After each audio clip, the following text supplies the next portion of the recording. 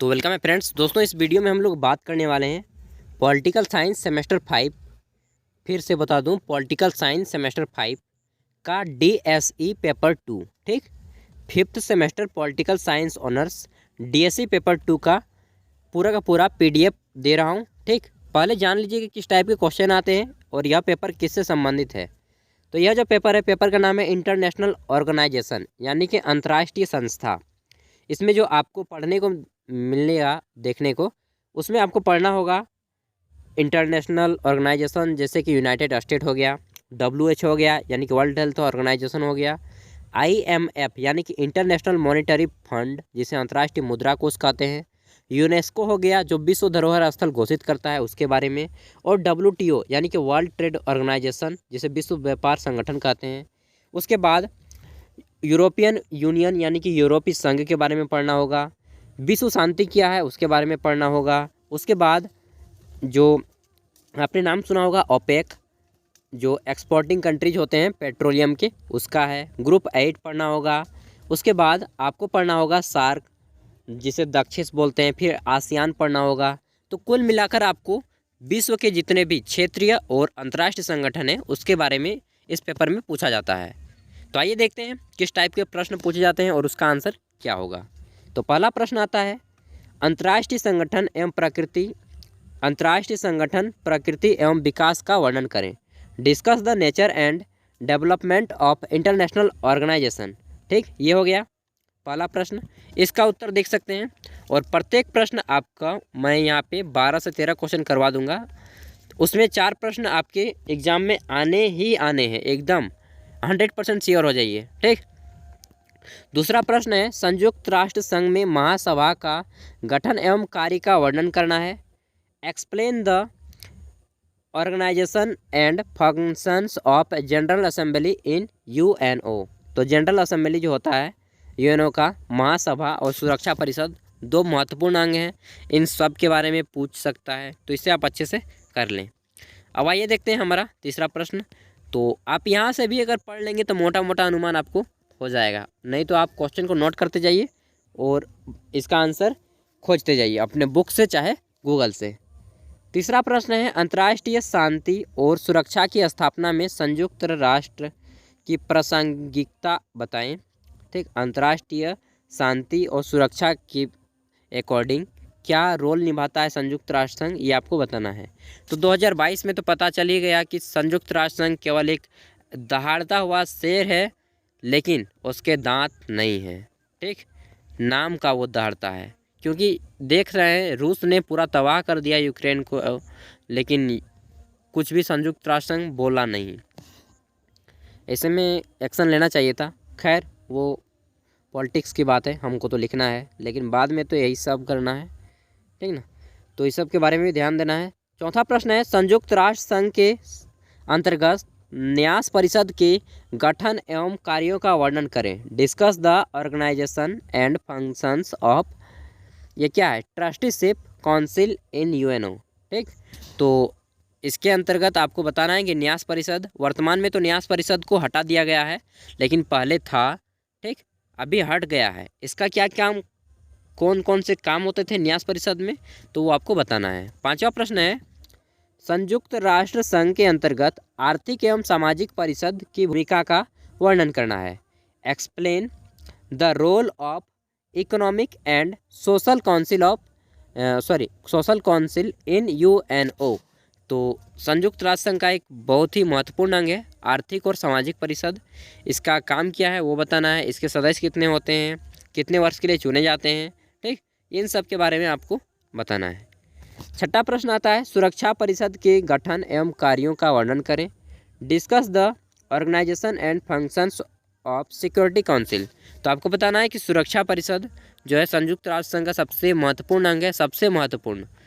और सुरक्षा परिषद और महासभा, इसके सदस्य देशों की संख्या कितनी होती है, 5 अस्थायी सदस्य देश हैं, उनके बारे में भी बताना है। ठीक, जैसे कि आपको मालूम है चीन है, अमेरिका है, ब्रिटेन है, फ्रांस है, और कौन है, जो भी हो कौन है आपको बताना है। चलिए, और एक रूस है ना। तो 5 को तो हो ही गए हैं। 10 अस्थायी होते हैं जो कि 2 वर्षों के लिए चुने जाते हैं, उन सभी को लिखना है। 7वां प्रश्न आता है हमारा, अंतर्राष्ट्रीय न्यायालय के गठन, अधिकारों एवं कार्यों का वर्णन करें। Explain the organization, power and function of international court of justice. तो अंतर्राष्ट्रीय न्यायालय का गठन किस लिए होता है बताइए। और जब एक देश का दूसरे देश से झगड़ा हो जाता है तब यहाँ पे जाया जाता है मुकदमा। इसमें कुल 15 सदस्य होते हैं जो कि 9 वर्षों का कार्यकाल होता है। इन सब के बारे में बताना है। बता देना है कि यह नीदरलैंड की राजधानी हेग में है स्थित इसका मुख्यालय। ठीक, तो यही सब बताना है और क्या। 8वां प्रश्न आता है, विश्व शांति की स्थापना में संयुक्त राष्ट्र संघ की भूमिका का परीक्षण करें। Examine the role of the United Nation in maintaining world peace. तो विश्व शांति में किस तरह की भूमिका निभाता है संयुक्त राष्ट्र संघ। तो ये नाम का है जी, सच बताऊं तो नाम का है संयुक्त राष्ट्र संघ, क्योंकि भारत को देखिए अस्थायी सदस्य नहीं दिया है यार अभी तक, जबकि भारत पूरे विश्व की जनसंख्या का 17% लीड कर रहा है। समझ रहे हैं ना, 17% जनसंख्या रखेगा विश्व का और आप उसको एक सुरक्षा परिषद में अस्थायी सदस्य नहीं देंगे। बोलने ही नहीं जानता है तो हम लोग देश के नेता लोग क्या बोलिएगा। 9 नंबर क्वेश्चन है, सार्क के गठन एवं कार्यों का आलोचनात्मक परीक्षण करें। क्रिटिकल मतलब कि देखिए जहाँ पे आलोचनात्मक बोलना यानी कि आपको उसके बारे में बुरा भला लिखना है जो सकते हैं एकदम।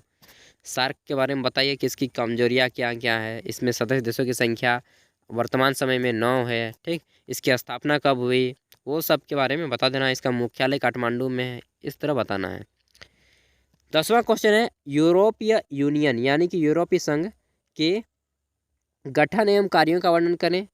Discuss the organization and functions of European Union. तो आपको बताना है कि यूरोपियन यूनियन की स्थापना कब हुई, इसके सदस्य देशों की संख्या कितने हैं, अभी तो 28 हो गई है। ठीक ना, तो वो बताना है। और इन सभी देशों की एक मुद्रा होती है जिसे यूरो कहा जाता है, यही सब लिखना है।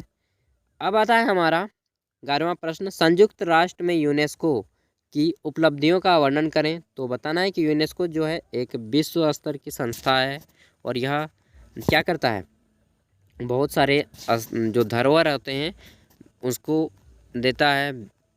और यूनेस्को की स्थापना कब हुई, इसका मुख्यालय कहाँ है, भारत में कितने वर्ल्ड हेरिटेज साइट हैं, इन सब के बारे में भी थोड़ा जिक्र कर दीजिएगा।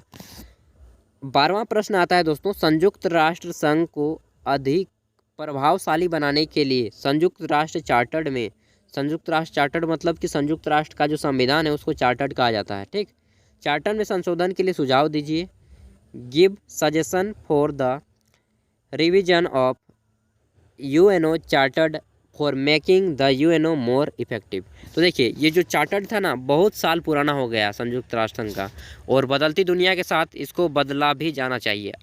तो राय पूछ रहा है कि कौन कौन से राय मिलने चाहिए। अगर सामने बुला के पूछे तो एकदम दमादम बोल देंगे। ठीक ना, उस तरह तैयारी कर लीजिए कि बताइए कि भारत को अस्थायी सदस्यता दीजिए, और भी अन्य कई देश हैं उन सबको अस्थायी सदस्यता देना चाहिए। वीटो पावर के बारे में भी, जो पूर्णतः बहुमत होता है तभी पास होता है, उस सब के बारे में विरोध बताइए। तो इस तरह आपको बताना है।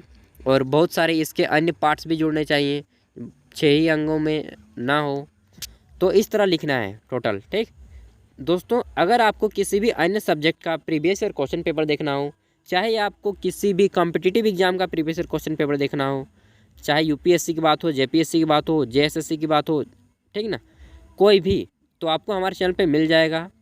करना क्या है, प्लेलिस्ट में जाना है और वहाँ पे प्रीवियस ईयर क्वेश्चन पेपर वाले सेक्शन में घुस जाना है, वहाँ पे आपको मिल जाएगा।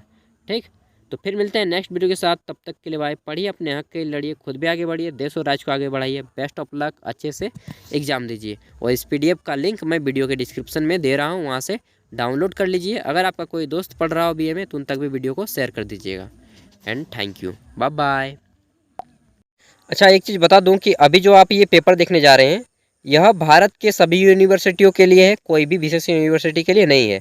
लेकिन हाँ कि आपका सब्जेक्ट वही होना चाहिए, यानी कि इंटरनेशनल ऑर्गेनाइजेशन, अंतर्राष्ट्रीय संस्था ही आपका सब्जेक्ट होना चाहिए। ठीक ना, तभी ये क्वेश्चन आपके मैच करेंगे एग्जाम में। तो फिर देखिए आप किस टाइप के क्वेश्चन आ रहे हैं आपके एग्जाम में।